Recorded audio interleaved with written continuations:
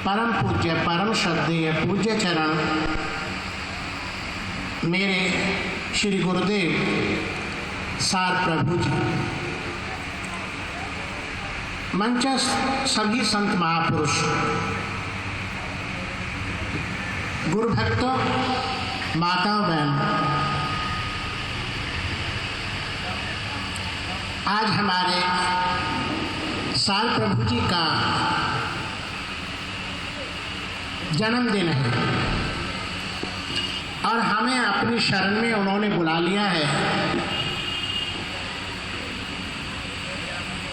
जन्मोत्सव मनाने का उन्होंने हमें मौका दिया है, ये हमारा सौभाग्य है। आप ऐसा न समझना कि आप ही मना रहे हैं अकेले, ना, क्योंकि आपकी उतनी ऊंची दौड़ नहीं है इसलिए उसको नहीं देख पा रहे हैं। पर आप जिनके वो लाडले रहे, जिनको वो बहुत प्यारे थे, जिनको इन पर बहुत भरोसा था, हमारे श्री निजातम प्रभु, आज उनके लोक में उनका जन्मदिन मनाया जा रहा है और वहां पर सब हैं। दादा गुरु महाराज भी, श्री गुरु महाराज भी, स्वामी जी महाराज भी और अन्य देवता लोग भी वहां मौजूद हैं। सब मना रहे हैं और वो अपनी दृष्टिपात करके हम सबको भी देख रहे हैं कि वहां कौन कौन मना रहे हैं और कितने उल्लास के साथ मना रहे हैं या कितने चुपचाप बैठकर मना रहे हैं, सब देख रहे हैं। क्योंकि बात तो दृष्टि की है, किसकी दृष्टि की ऊंचाई कितनी है, कितनी वो खुली है, कितनी वो संकुचित है, उसका प्रभाव बना रहता है। पर मैं कुल मिलाकर इतना कह सकता हूं कि हम सौभाग्यशाली हैं, सबके सब। आप में से कोई भी इस समय अपने को ऐसा वैसा न समझे, बल्कि बहुत बढ़िया, बहुत कीमती समझें कि आपकी हाजिरी लग रही है और मेरे प्रभु, मेरे प्यारे प्यारे गुरुदेव हमारी सब बातें सुन रहे हैं और वो मुस्कुरा भी रहे हैं, क्योंकि हमको बहुत बढ़िया ढंग से बोलना तो आता नहीं। हमको तो ऐसे ही समझ के रखो जैसे कोई बालक तोतलापन की बातें करता रहता है। ऐसी बातों को सुनकर वो मुस्कुरा भी रहे हैं।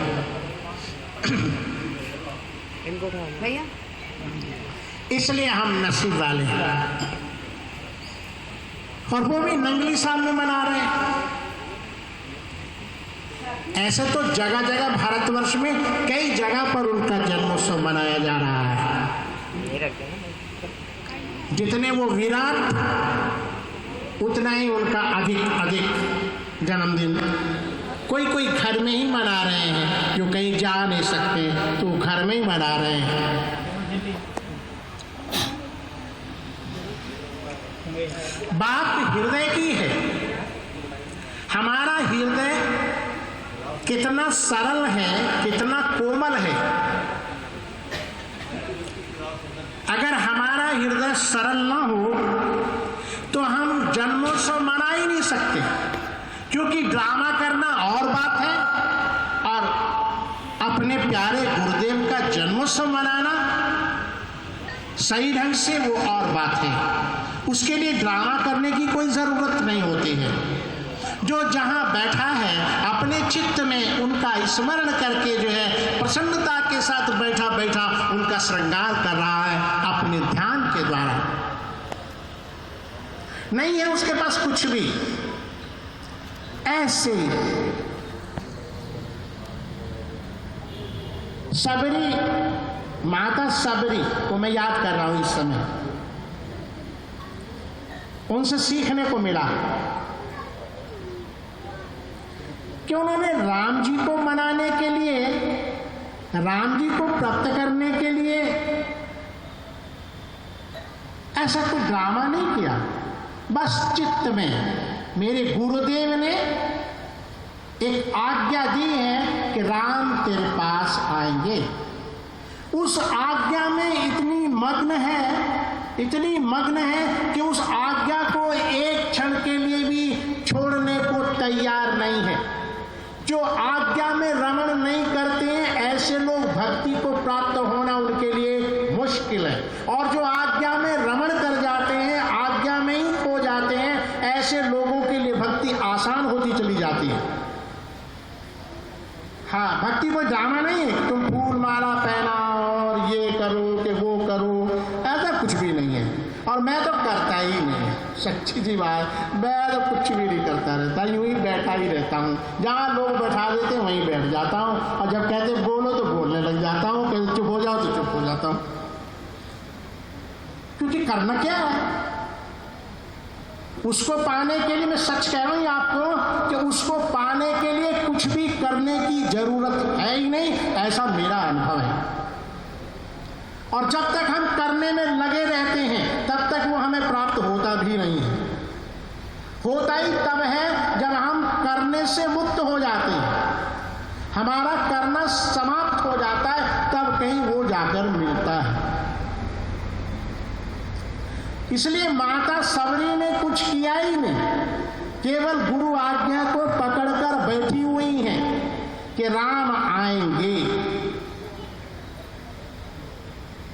और वही हुआ, पर उस आज्ञा को उन्होंने कितनी देर संभाला। हमको आज्ञा संभालने में बड़ी कठिनाई हो रही है। हमें चाहे स्वामी जी, चाहे मैं, चाहे और ये अन्य महात्मा या और अन्य कोई भी अगर आपको आज्ञा दे दें तो आज्ञा में जीने के लिए आपके लिए इतनी मुश्किल खड़ी हो जाएगी कि ये तो इन्होंने, हमारा तो लगता है कुछ सोचा ही नहीं हमारे बारे में, जो है हमारा होगा क्या। क्योंकि आज्ञा में जीना बड़ा मुश्किल है। इसलिए मैं कहता हूं साधु होना भी बड़ा मुश्किल बात है। मैं तो सोच कर थकी गया हूं कि साधु कैसे हुआ जाए, क्योंकि साधु होना बड़ी कठिन बात नजर आ रही है मुझे। क्योंकि वो कहते हैं गुरु आज्ञा माने सो साधु,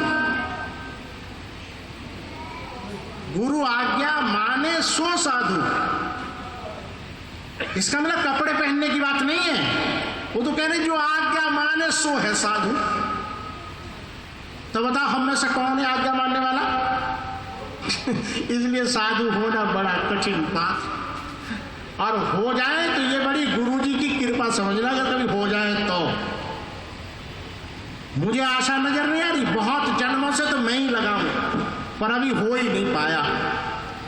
इस बार तो थकी गया और हाथ खड़े कर दिए कि मैं तो कर करके हार ही गया।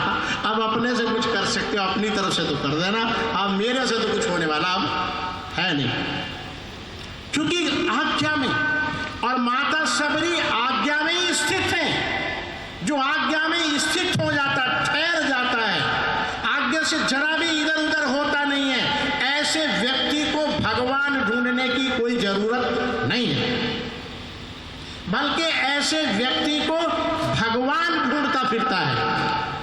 इसलिए रामायण में निश्चित है वो बात कि राम जगह जगह ऋषि मुनियों से पूछते फिर रहे हैं, अरे इधर एक माता सबरी रहती है, आपने देखा है, कहाँ रहती है? उनका वो आगे आगे रहती है, हाँ आगे रहती। ऐसे सब ऋषि मुनि कहते जा रहे हैं, हाँ वो उधर रहती हैं कि उधर रहती। और राम जंगल में भटकते फिर रहे हैं, माता सबरी को ढूंढ रहे हैं, क्योंकि उन्हें मालूम है एक वही इस वन में ऐसी माता है जो स्थित है गुरु आज्ञा में, और उसको मिलना मेरा बड़ा जरूरी है। उसके दर्शन के बिना मैं अधूरा रह जाऊंगा, ऐसा भगवान सोच रहा है कि उसके बिना मैं अधूरा रह जाऊंगा। और जब माता सबरी के पास पहुंचे तो माता सबरी झोंपड़ी के दरवाजे के आगे ऐसे गर्दन नीचे किए हुए बैठी थी, इसी आज्ञा में स्थित हुई कि राम आएंगे, राम आएंगे। और राम जी आकर वहां खड़े भी हो गए तो माता सबरी की नजर उनके नाखूनों पर पड़ी। देखा ये इतने सुंदर नाखून किसके हैं, कौन है?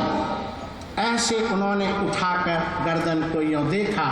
जब यूं राम जी को देखा तो देखती रही, एक शब्द न बोली न चाली, ऐसे ही देखती रही। राम जी समझ गए अब ये बोल न पाएगी, क्योंकि ये मेरे प्यार में इतनी भर गई है कि इसका गला जो है बिल्कुल बंद हो गया, अब ये बोल न सकेगी। तो राम जी अपनी तरफ से बोले, माँ। माँ कहा, क्या प्यारा शब्द है।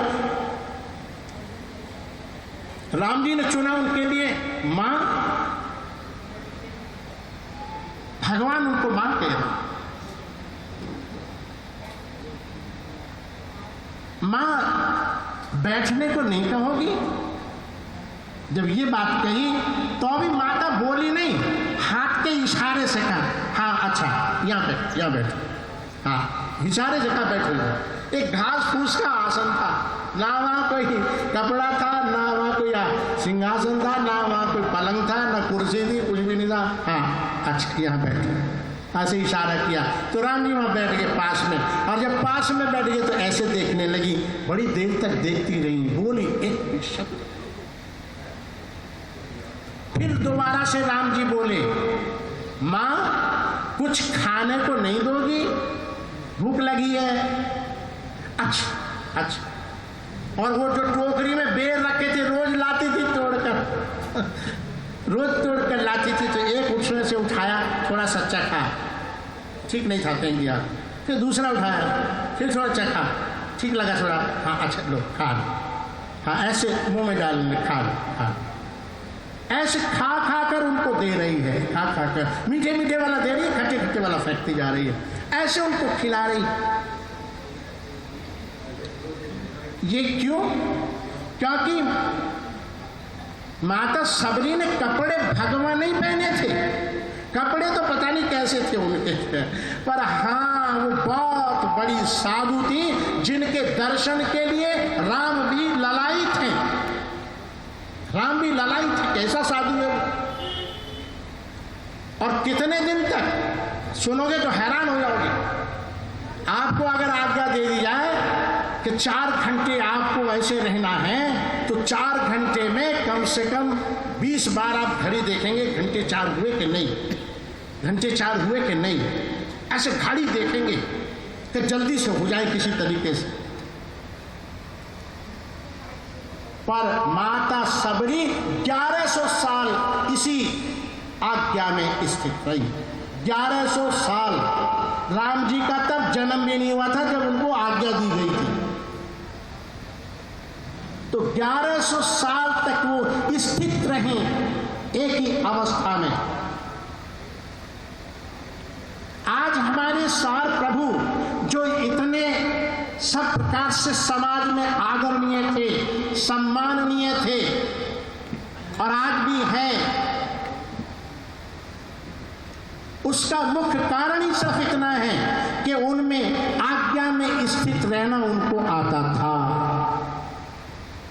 इसलिए उनके कंठ से जितने भजन निकले हैं वो सब के सब आज्ञा के कारण निकले, क्योंकि उनको श्री नगली निवासी भगवान की आज्ञा थी आपने भजन बनाने हैं और नित्य नए भजन बनाने हैं। इसलिए उनके अंतर से वो नित्य नए भजन निकलते थे। उसी आज्ञा में वो स्थित रह करके उन्होंने हजारों और इतना ही नहीं, उनके मुख से जो वचन जब कभी निकला, क्योंकि आज्ञा में वो स्थित रहते थे, इसलिए जब भी उनके मुख से कोई वाक्य भी निकला कभी, वह अटल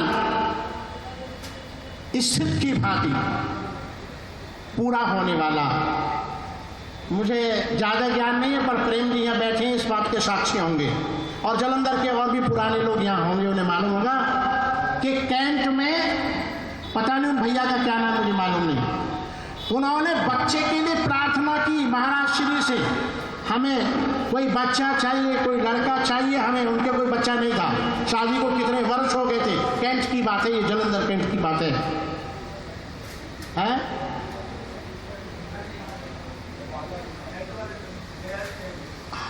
ना दया बहन जी दूसरे थे, हाँ दया जी नहीं तो और थे। क्या चलो याद नहीं नाम है पर मैं बता रहा हूँ आपको, हैं हरबंस लाल डोगरा जी, हरबंस लाल डोगरा जी।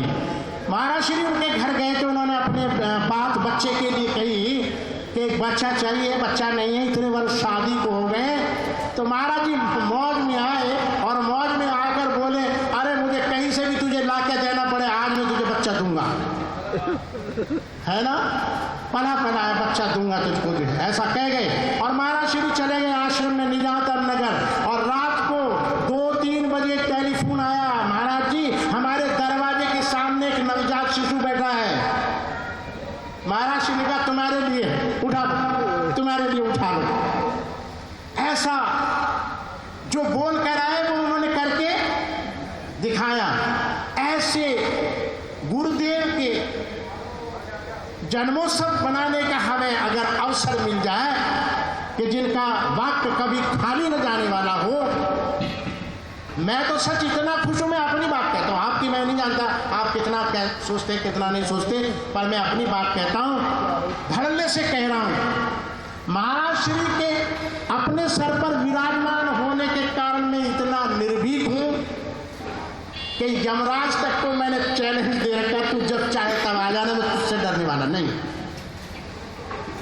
क्योंकि मेरे गुरुदेव का मुकाबला करना तेरे बस की बात नहीं है। और तीनों लोकों में मेरे गुरुदेव जैसा कोई गुरुदेव भी नहीं, तीनों लोकों में ऐसा मेरा उन पर भरोसा है, इसलिए आनंद से रहता हूं, चित्त मेरा आनंद में रहता है। इसलिए किसी ने कहा तुम देवताओं के मंदिर में जाते हो, क्या कहते हो? मैंने कहा चला जाता हूं, मुझे किसी से नफरत थोड़ी है, नफरत मेरे गुरुदेव ने सिखाई नहीं मुझको जो है, तो इसलिए चला जाता हूँ। फिर उनको क्या मांगते हो? मैंने कहा मांगता नहीं हूँ, इसीलिए मैं किसी देवता को पूछता भी नहीं हूँ, क्योंकि मैं मांगता नहीं हूँ, मेरी कोई डिमांड नहीं है। पूछते तो वो लोग हैं जिनकी बड़ी बड़ी डिमांड है, वो डरे डरे करके पूछते हैं, पता नहीं हमको ये मिल जाएगी कि नहीं मिलेगी, कैसा ऐसा डरे डरे लोग उनको पूछते हैं। अरे पूछने का मतलब क्या है? पूछने का मतलब मुझे चाहिए नहीं तुमसे कुछ भी, पर तुम मेरे से बड़े हो इसलिए मैं तुम्हें सर झुकाता हूँ। अच्छा ही मुझे कुछ भी नहीं तुमसे, क्योंकि अगर मुझे चाहने की बात कभी बाई दी गई, आ भी गई, सबसे पहले तो आने वाली नहीं है, अरे आ भी गई कभी, तो मेरे गुरुदेव के पास क्या कमी किस चीज़ की? बहुत है उनके पास। ऐसा दृढ़ निश्चय करना गुरु भक्ति में बड़ा आवश्यक है। जिनके ऐसे दृढ़ निश्चय नहीं है वह कभी गुरु भक्ति को प्राप्त नहीं हो सकते। इसलिए हमारे साथ प्रभु, अरे हमें महसूस है जब कभी वो हमें ऐसे छू देते थे, और अगर हम उनके सामने कभी सर झुकाने जाते थे और अगर वो सर पर हाथ नहीं रखते थे तो हमें ऐसा लगता था जैसे हम कितने खाली हैं। और अगर जरा सा सर झुकाए, वो जरा सर को छू देते थे या पीठ पर हाथ घुमा देते थे तो हमें लगता था हमें बहुत कुछ प्राप्त हो गया है। बहुत कुछ छू देने मात्र से, क्योंकि उनकी तो वेव्स जरा सा छूने पर भी पूरे शरीर को वेग सकती है एकदम से, ऐसी उनकी वेव्स है।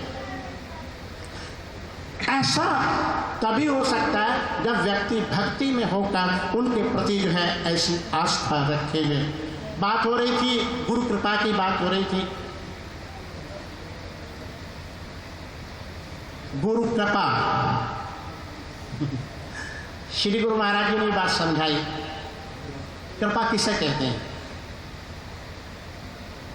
ऐसा नहीं हमारे मन में जो आए वो पूरा हो जाए कृपा हो जाए, नहीं, हमारे मन में तो गलत भी आ सकता है और गलत पूरा हो जाए तो विनाश होगा। अश्वत्थामा आज भी जिंदा है। अश्वत्थामा जो द्रोणाचार्य का बेटा था वो आज भी जिंदा है। 6000 साल लगभग उसको हो चुके हैं, मरेगा भी नहीं वो अभी। सतयुग के आधा सतयुग बीतने पर मरेगा, कलयुग में तो मर सकता ही नहीं है। उसने गलत मान लिया, मैं एक कल्प तक जीऊं। 3 बार भगवान ने मना किया ये मत मांग, पर मांगा। ऐसे हमें संत महापुरुष सब समझाते फिरते बार बार, तुम ये मत मांगना, ऐसा मत मांगना, वैसा मत मांगना, मांगने का तरीका सीख लो। जिनको मांगने का तरीका नहीं आता ऐसे लोग कुछ भी गलत शब्द मांग कर विनाश कर सकते हैं। इसलिए मांगने का भी एक तौर तरीका होता है। तो कृपा ऐसा नहीं समझना, कृपा की बात समझाइए। श्री गुरु महाराज जी ने कृपा किसे कहते हैं? उन्होंने कहा कृपा एक चिड़िया का नाम है। श्री गुरु महाराज कहते हैं कृपा एक चिड़िया का नाम है, और वो चिड़िया आज्ञा के द्वार से आती है। उसके आने का जो तौर तरीका है वो है आज्ञा के द्वार से आना। जो उसे पकड़ ले, क्या समझना होगी कृपा। बात समझ में अभी भी नहीं आई होगी। हाँ, आज्ञा का द्वार ये नहीं है, जो खड़ा है आज्ञा का द्वार। जब गुरुदेव जो आज्ञा कर दे, उस आज्ञा को जो पकड़ ले, हो गई कृपा। हाँ, पर हम लोगों में यही तो एक कमी है, हम कभी आज्ञा पकड़ने को तैयार नहीं होते, आज्ञा तो कभी स्वीकार नहीं करते, अपने मन की बात कहना चाहते हैं। ऐसा हो जाए तो बड़ा अच्छा है महाराज, ऐसा हो जाए तो फिर सब ठीक हो जाएगा फिर उसके बाद। और याद रखो, ऐसा हो जाने पर भी कभी कुछ ठीक नहीं होता। और मेरे सार प्रभु, उनका नाम देखिए कैसा नाम, प्यारा नाम, कि उनके नाम के आगे लिखा है सार। सार मीन्स सार, एकदम सार, बहुत सूक्ष्म में बहुत विराट है, और बहुत छोटा भी सूक्ष्म में, इतना सूक्ष्म भी है कि वो दिखाई भी नहीं देता, इतना सूक्ष्म भी है पर सार है। बादाम कितना बड़ा होता है, उसका ऊपर का छिलका उतार दो तो छोटा हो जाता है, फिर उसके ऊपर की जो लाल छिलका है वो भी उतार दो तो और छोटा हो जाता है, और उसको जरा और कोलू में डाल दो तो पिसा करके जरा सा तेल निकलता है। कितने बादाम में जरा सा तेल निकलता है, वो जो तेल है उसी को सार कहते हैं। ऐसे ही हमारे जीवन में भी एक